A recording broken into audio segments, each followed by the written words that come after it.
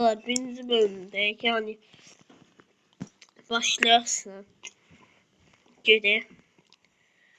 Oyun var. Oyun 70 abone olsak ikinci bölüm geldi. Ha, Düzdür. oyunla yatak yiyebilirim. Hayır. Nail'e buradan salamlar. Nail'e. Nail kanalına abone. Nail adlı kanalına abone olmalıyım var. Nail'in bir tane dostu var.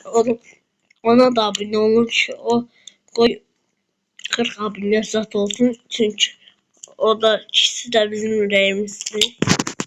Seçək. Şimdi başa geldik.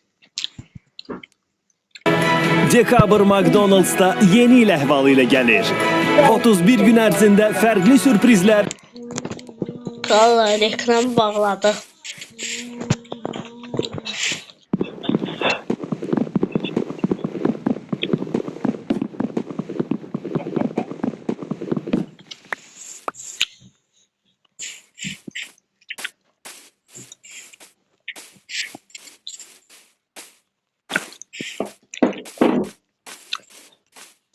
Otur. Ben de şey. Ben evden zaten ya.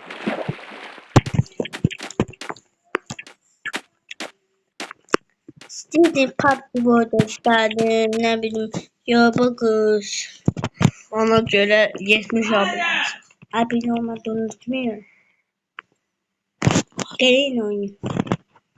Seçmişik. Gelin oyunu teknik değil. Sportçu oyunlar istediğiniz ne bileyim ne yorumlara yazın.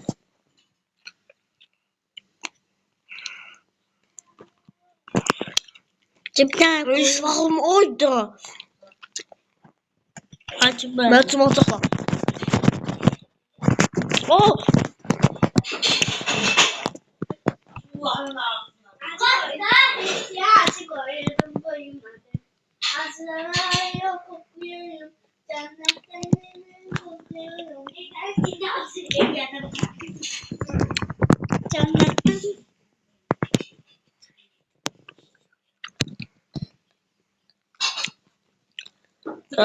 O komşu uşaqlardır. Yani değil ben kalacağım. Dostlar. Dostlar çok oyun salmaktan Nədir? Hələ doğuşadı. Şimdi bunu böyle sabah. Davay.